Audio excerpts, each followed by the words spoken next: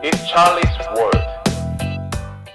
안녕하세요, 찰리브라운입니다. 이번 영상에서는 미중 무역 갈등하고 지금 벌어지는 모든 일들, 일련의 일들, 그리고 어떻게 흘러갈 것 같은가에 관해서 지금 현실적으로 우리가 눈앞에 보여지는 대중 매체, 매스미디어에서는 뭐라고 지금 말을 하고 있나, 그리고 자본의 흐름은 어디서 어떻게 흘러가고 있나에 관해서 제가 뉴스를 보면서 제 개인적인 생각을 말씀을 드릴게요. 그래서 처음에 이 뉴스를 보시면 미국 세계경찰 손 놓나, 트럼프 신고립주의의 지구촌 뒤숭숭 이런 식으로 나왔는데, 제가 초반부터 계속 강조해서 말씀드렸다시피 미국이란 나라가 지금 금리를 계속해서 인상을 시키고 달러의 양적 완화를 지금 잠정적으로 멈춘 지가 꽤 됐어요. 그런 상태라는 거는, 그리고 감세 정책을 이용해서 미국의 주식시장을 떠받치고 있는 현재 상태는 어떻게 보면 저는 그냥 고식지게, 그래서 언발의 오줌 누기 같은 그런 상황이라고 저는 생각을 하거든요. 그래서 그런 상황이 얼마 못 간다고 저는 생각을 해요. 그래서 오늘 다우존스가 5%인가 상승을 했더라고요. 아까 보니까 다우존스는 5%를 아까 상승을 한 거를 봤는데, 지금 보시면은 금 가격하고 실버, 플래티늄 이렇게 쭉 나와 있죠. 그래서 2.6% 상승, 뭐 0.21%, 실버는 뭐 변동수가 별로 없고 15.1달러인데, 중요한 건 저는 이게 이 금, 은이 분명히 다시 한번 강조해서 말씀드리지만, 어떻게 보면 현물 경제 시스템에서 우리 지금 돌아다니는 피아트머니들 있죠. 우리 한국은 원화, 그리고 미국은 달러, 일본은 엔화, 이런 것들이 점정적으로는 계속 소진돼서 사라질 거라고 생각을 하거든요. 은행에서 빨려 들어가서 그게 어느 쪽으로 그래서 그거랑 사실 맥락을 같이 하는 게 어떻게 보면 물리적인 어떤 재화의 또이며 왕인 금하고 실버 이런 것들에 관해서 어떻게 보면 그림자 금융 세력들은 이거에 관해서 되게 많이 배제를 시키는 이데올로기를 대중들한테 아마 아마 전달을 할 것 같아요. 제 이 개인적인 생각이고, 보시면은 다우가 아까 전에 5.5% 정도 올랐었는데 지금 살짝 또 조정 상세로 들어갔어요. 그래서 다우존스, 나스닥 예전 같은 장세에서는 이런 게 이제 급작스럽게 있지 않았거든요. 그래서 변동폭이 엄청나게 지금 상승하는 지금 시점인 것 같아요. 그래서 주식은 상승하는 반면 이제 US 달러 인덱스 같은 경우는 하락하는 게 이제 당연한 거죠. 그래서 전개가 되고 있는데, 여기서 이제 다시 강조해서 말씀을 드리면, 시리아 철군 후 아프간서도 병력 감축 등 중동서 발빼기 수순 관측, 주한 미군 방위비 부담금 협상에 미칠 영향도 관심, 재선 노림수 분석도 이런 식으로 나오잖아요. 그래서 이 트럼프 대통령의 얼굴 표정을 보면 되게 뻔뻔한 것 같으면서도 자기가 할 말을 이렇게 저렇게 다 관철을 시키고 주장을 피면서, 어떻게 보면 정부 자체도 이렇게 저렇게 계속 체스 메이커 역할을 계속 하고 있잖아요. 그래서 트럼프를 움직이는 자가 분명히 있을 거예요. 저는 개인적으로 그런 생각을 하거든요. 그래서 어떤 측면에서는 이런 트럼프라는 캐릭터를 이용해서 뭔가 이런 정책적인 여러 가지 미국에서 기존에 취하지 않았던 그런 스탠스를 계속해서 불안감 조성을 이용하기 위한 어떤 하나의 트럼프라는 캐릭터를 앞세운 것 같거든요. 제가 개인적으로 보기에는. 그리고 또 사람들이 어떻게 보면 되게 지금 상황에서 주한 미군 철수는 안 할 거다라고 그런 말씀하시는 분들이 있는데, 아시는 분은 아시겠지만 아프간부터 나토부터 지금 여기저기 전 세계에 있는 주한 미군이 아니라 전 세계에 있는 모든 미군들은 예전보다 되게 많이 철수를 했어요. 그래서 그러니까 2018년 들어서는 되게 많이 철수했고, 내년 들어서는 그게 아마 더 많이 증가될 확률이 되게 높거든요. 일본 같은 경우도 마찬가지고. 근데 한국의 같은 경우는 일부러 거기다가 명분을 붙이는 게 주한 미군 방위비 분담금 협상이라고 해서, 방위비를 어거지로 올린다면 한국 정부에서도 분명히 그거대로 쫓아가지 않을 확률이 되게 높아요. 왜냐면 통일이 되고, 그러다 보면 그게 이제 양날의 검 같은 건데, 사실상 어떻게 보면 통일이 된다면 예전 같은 어떤 그 지리적 불확실성이 사실 사라지면서는 한국 주식시장이 되게 많이 상승을 하고, 전 세계에 있는 잉여자금이나 한머니들이 되게 많이 몰려올 확률도 되게 있거든요. 지금 주식시장이 그렇게 썩 좋지 못하긴 하지만 잠정적으로. 중요한 건 트럼프를 이용해서 아마 정치적으로 그런 외교 전략을 한국에다 그렇게 피고, 일본한테도 말도 안 되는 아마 그런 전략을 펴가지고 일부러 의도적으로 미군들을 철수시킬 확률이 되게 높아지는 거죠. 지금 상황에선 아마 그런 식으로 해서 호주 쪽에 아마 다음 자기네가 생각하는 라인 형성을 아마 거기다가 아마 맞출 확률이 되게 높아요. 그래서 이거는 제 뇌피셜이 아니라 이제 여러 가지 뉴스들을 보시고 그러시다 보면 아마 이런 제가 말씀드리는 거에 관해서 아마 이해를 하실 거예요. 그래서 일단 초반에 이걸 말씀을 드렸는데, 여기 좀 전에 제가 말씀드렸던 것 같이 그런 게 여기 나왔어요. 그래서 특히 미국과 방위비 분담금 협상을 벌이고 있는 한국으로서는 이 같은 정책 기조가 협상에 어떤 영향을 미칠 미칠지도 큰 관심사다. 미국은 한국 측이 더 많이 부담하기를 요구하면서 협상이 난항을 겪고 있는 것으로 알려졌다. 그래서 좀 전에 말씀드린 거를 이제 반복해서 여기 문장이 사실 나와 있는 거죠. 이거를 아마 명분을 삼을 확률이 되게 높아요. 트럼프 대통령 역시 2016년 대선 때부터 세계의 경찰 역할론에 의문을 제기해왔다. 그는 당시 대선 후보 토론회에서 미국의 전통적 동맹 체제에 의문을 제기하며 우리는 세계의 경찰이 될 수 없다. 우리는 전 세계의 나라들을 보호할 수 없다고 말했다라고 이런 식으로 마지막에 그런 예전에 트럼프 대통령이 했던 말이 여기 나왔는데 이 문장이 의도적으로 쓴 게 아니라 사실적으로 트럼프라는 캐릭터가 가지고 있는 베이스가 되는 게 사실 어떻게 보면 세계의 경찰의 경찰 국가가 되는 거에 관해서 이제 포기하는 선언을 사실 한 거거든요. 그래서 한국하고 북한의 어떤 그 휴전선이 사라지고 GP의 폭파 뭐 이런 여러 가지 것들이 DMZ의 뭐 그런 것들 뭐 지뢰제거나 남북 철도 연결 뭐 고속도로 연결 막 이런 것들이 사실상 이거하고 같이 연결해서 보시면 왜 지금 이런 식으로 돌아가는지에 대해서 아마 아실 거예요. 이건 이제 제목을 보시면 널뛰는 미국 증시 트럼프 시장 달래자 예상 밖 상승세. 그래서 아까 다우존스 보여드렸 거의 5%에 육박하게 그렇게 상승을 했죠. 그래서 다우 S&P 나스닥 모두 5% 이상 올라 다우 1000포인트 122년 만에 역사적으로 처음이라고 이렇게 나왔어요. 그러나 미국 증시의 깜짝 오름세가 얼마나 지속할지 확신하기 어려운 상황이다. FED의 금리 인상뿐 아니라 트럼프 대통령이 주도하는 미중 무역전쟁, 연방정부 셧다운 등의 리스크 요소가 여전히 남아있기 때문이다 라고 이렇게 나와있죠. 그래서 예전에도 제가 한번 말씀드린 적이 한번 있지만 아마 이런 추세가 오래 가지는 못할 거예요. 그게 뭐 우리가 지금 투자하고 있는 암호화폐 시장의 호재로 작용할지는 모르겠지만 어쨌건 기간이 멀진 않다. 예, 현물경제 시스템에 꼬신 주식시장에 미국 주식시장의 폭락이 그렇게 멀진 않다. 그리고 달러도 위태 거의 한계점에 거의 다다랐다. 이렇게 보시면 될 것 같아요. 제목에 보시면 연말에 사자 힘싣는 기간 외 이달 들어 기간 순매수 1조 9천억 원 육박 글로벌 증시 변동성 제어 역배당 노린 단기 매수 연초 부메랑 효과 우려 같은 내용이죠. 사실은 S&P 500 지수가 많이 오르고 다우존스가 오늘 5%대까지 갑자기 급상승을 했는데 그런 거하고 마찬가지로 이런 식으로 이제 한국 주식시장도 사실 동일시에서 움직이고 있는 건 사실이거든요. 여기 그래프 보시면 12월 중 투자자 매매 동향 그리고 개인은 피하고 코스닥에서 계속 순 매도세를 했고 그리고 선물에서는 오히려 매수를 했었죠. 그리고 롱 포지션을 취했는데 외국인 같은 경우는 뭐 It's Charlie's World.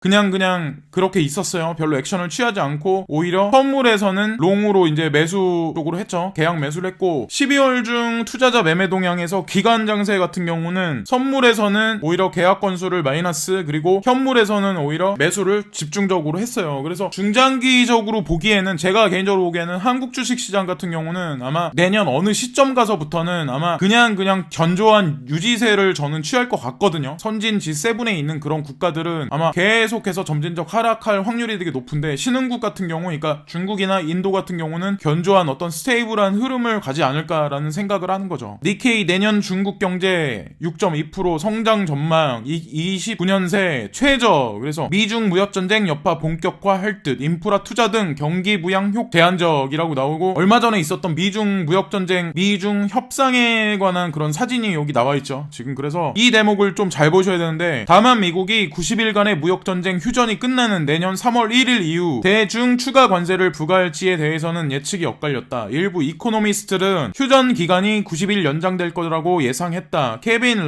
다이와 증권 이코노미스트는 미국이 중국에 요구하는 구조적 변화는 중국 입장에서 받아들이기 어렵다며 결국 미중 합의를 이루기 위해선 중국이 중국식 모델을 포기하고 정치적 불안을 감수해야 한다고 말했다라고 이런 식으로 나오는데 결론이 없어요. 사람들은 지금도 결론이 이렇게 나서 뭐 미국이 누를 거다 이런 식으로 얘기는 하지만 제가 보는 관점에서는 전 세계를 움직이는 체스메이커들에 의해서 지금 의도적인 불안 장세 그리고 달러의 패권에 내려놓는 듯한 그런 스탠스 그리고 미군의 본국으로의 철수 이 여러 가지 모든 것들이 사실은 전 세계에 있는 패권의 변화나 스트림의 변화 그리고 프레임의 휘어짐이 있을 거라고 저는 생각을 하거든요. 그래서 그게 대중적인 우리가 보는 매스미디어 뉴스에는 지금 본격적으로 나오진 않지만 그런 것들이 어느 시점에 가서는 아마 우리가 피부적으로 느끼는 그런 뉴스들이 아마 아마 우리가 TV를 보면서 아침밥을 먹을 때 분명히 아침 뉴스에 분명히 나올 날이 분명히 올 거예요. 그럴 날은 6개월 안에 분명히 올 거다라고 다시 한번 말씀을 드리고, 국민은행 파국으로 치달은 노사 갈등, 새해 벽두 총파업 돌입할까라고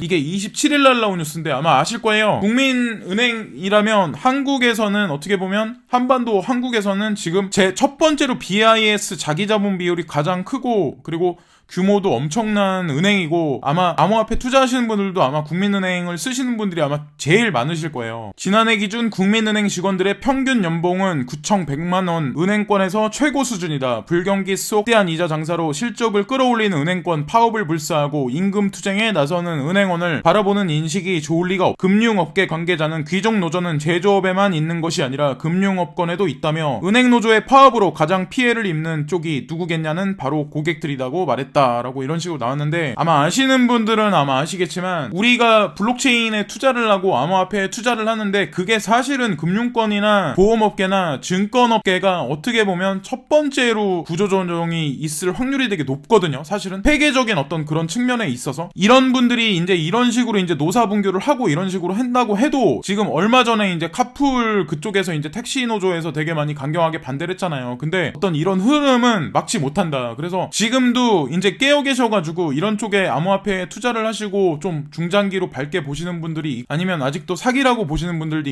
있지만 그거는 얼마 안 가서는 분명히 드러날 거예요. 아마 이번 달 말에 12월 30일 날 뭐 그것이 알고 싶다 해서 부정적인 어떤 그런 방송이 나오긴 하겠지만, 어쨌건 이런 노사분규를 많이 한다고 해도, 금융노조에서 많이 한다고 해도 이런 일은 아마 국민은행부터 우리은행 신한까지 조은까지 아마 대대적으로 계속해서 번져나가면서 많은 사람들이 아마 감원당할 확률이 점점 올라가는 거죠. 계속해서 시간이 흐르면 흐를수록 암호화폐 생태계가 커지면 커지고 디테일하게 확립을 하면 할수록 풀링되면서 아마 그런 현상이 우리 눈에 아마 나타날 거예요. 국민은행이 내년 1월부터 무연금, 무서류, 디지털점 포문 연다. 그래서 방금 전에 말씀드렸던 그 뉴스랑 이 뉴스랑 이제 섞어서 보시면 아마 이해를 하실 거예요. 보시면은 노동권에서 노동자로 있는 사람이 고임금을 받는 사람이 있다면, 사측의 예를 들어서 이제 업주 입장에서는, 경영을 돌리는 사람 입장에서는 무연금, 무서류, 뭐 디지털 포문 연다 이런 식으로 해가지고 지금 어떻게 보면은 무인화 쪽으로 계속해서 하고 있는 거거든요. 블록체인 기반에서 여러 가지 그런 시스템 개혁을. 근데 그런 것들이 전에 말씀드렸던 파업하고 이제 같이 크로스오버 시켜서 보면 결국 승자는 누가 되겠냐는 거죠. 그 내용을 여기 보시면, 영업점 창구에서는 고객 상담 업무를 전담할 계획이다. 금융점 창구에서 고객들은 대출이나 방카슈락스, 펀드 등 자세한 설명이 필요한 금융 상품의 안내를 받을 수 있고, 자산 관리 등의 상담 서비스들도 이용할 수 있다. 국민은행은 영업점 창구에서 입출금 및 송금 등 단순 업무를 덜어내면 고객의 대기 시간은 줄어드는 반면 상담은 보다 상세하고 전문적으로 할 수 있을 것으로 기대하고 있다. 국민은행은 고객이 편리하고 전문적인 금융 서비스를 받을 수 있도록 영업점 공간을 일종의 V합 형식의 디자인할 계획이다. 대기 공간과 상담 공간을 분리하고 상담 창구도 칸막이 등을 높여 옆 창구의 고객이나 상담 내용에 방해를 받지 않도록 하겠다는 전략이다.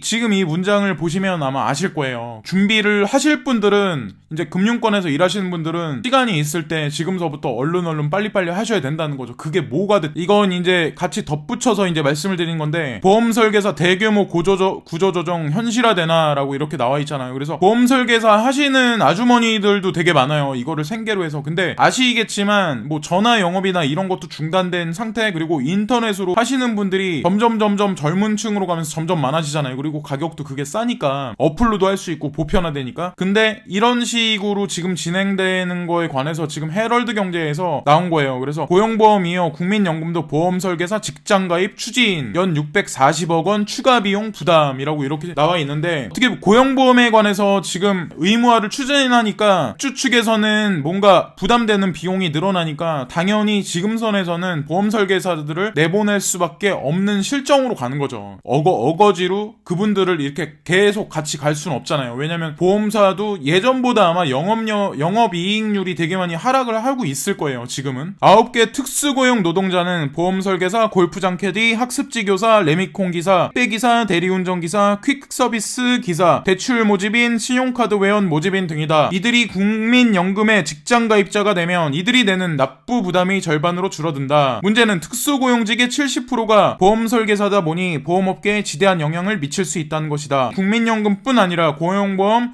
의무 가입도 동시에 추진돼 앞으로 보험사의 비용 부담이 예상보다 커질 수 있다라고 이런 식으로 나오죠. 그래서 지금 아마 직장 생활 하시는 분들은 아마 이 지금 나오는 보험 설계사 구조조정에 관한 내용이 내일은 아니다라고 생각 아마 분명히 안 하실 거예요. 왜냐면 그거는 피부적으로 동물적으로 다 느낄 수 있는 거거든. 순이익이 계속해서 만약에 내가 다니는 직장이 감소가 한다면 아마 지금서부터 더 늦기 전에 준비를 이렇게 저렇게 많이 하셔야 된다는 거죠. 제가 바라보는 시각에서는 예외는 없다는 거죠. 자영업을 하시든 뭐 아니면 뭐 커다란 회사를 뭐 운영을 하시는 분도 이렇게 저렇게 정리를 하시는 게 낫지 않을까라는 생각을 하는 거죠. 이제 새해 2019년 1월 1일부터는 DSR이라고 이제 적용이 되잖아요. 근데 1금융권부터는 이제 1분기부터 실시라고 2금융권부터는 2분기부터 적용을 한다는 얘기인데 사실 이것 때문에 지금 부동산이 아직까지는 그래도 엄청나게 하향세로 가지는 않고 있어요. 근데 중요한 거는 아마 시간이 흐르면 흐를수록 매매 자체가 예전보다는 조금 뜸해지거나 아니면 조금 가격이 낮은데 형성할 확률이 점점 높아진다는 거죠. 여기를 이 문장을 잘 보셔야 되는데 1월 1일부터 자산 2조 원 이상인 대형 유가증권 시장 상장사는 기업 지배 구조 보고서를 사업보고서 법정 제출 기한 2개월 이내에 공시해야 한다. 7월부터 투명한 금융거래 질서 확립을 위해 전자금융 대부업자이기도 자금 세탁 방지 의무가 적용된다. 하반기부터 1천만 원 이상 현금 거래는 금융정보 분석원에 보고된다 라고 여기 나와있죠. 그래서 지금은 어느 정도 금액이 이상 되면 막 은행원들이 좀 묻고 막 그러잖아요. 근데 1천만 원 이상도 내년부터는 묻는다잖아요. 그 얘기는 뭘 뜻하냐면 현금 흐름에 관해서 아마 규제를 하는 거예요. 현금 규제를 한다는 얘기는 암호화폐가 내년 초반 그러니까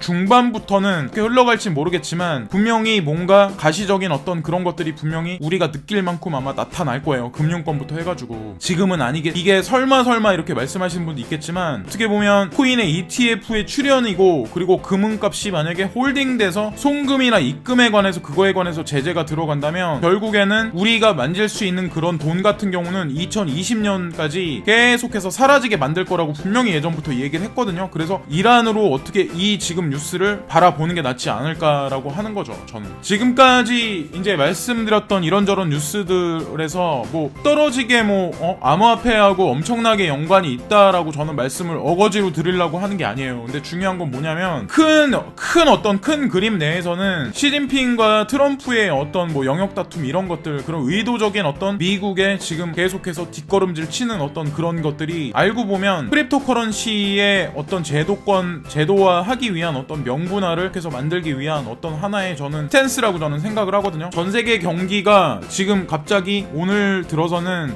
5%가 상승을 다우존스가 하긴 했지만 그거는 얼마 못 간다는 거죠. 고식지게라는 게 분명히 그 문장이 그 사자성어가 분명히 올해 연말이 지나기 전까지는 아마 분명히 우리 눈앞에 보여지게 아마 시각화해서 나타날 거예요. 될 거라고 믿고 암호화폐는 잠정적으로 그렇게 많이 엄청난 뭐 시세 상승이 없긴 하지만 중요한 건 저는 지금 오늘도 뉴스를 이런저런 뉴스들을 보면 저는 괜찮게 흘러갈 거라고 생각을 하거든요. 확신도 들고 그래도 뭐 할 게 뭐가 있냐는 거죠. 주식을 투자하시겠어요? 아니면 주택을 투자하시겠어요? 그렇다고 뭘 투자하시겠어요? 현금을 뭐 집에다 싸두시겠어요? 현금 잘못 싸두면 만약에 집에 가스가 폭발하거나 갑자기 급작스러운 화재 나면 진짜 되돌릴 수 없는 길을 갈 수밖에 없는 거잖아요. 일단 오늘도 좋은 하루들 보내시고요. 다른 영상에서 뵙겠습니다. 구독과 좋아요 부탁드리고요. 좋은 하루 되세요. 감사합니다.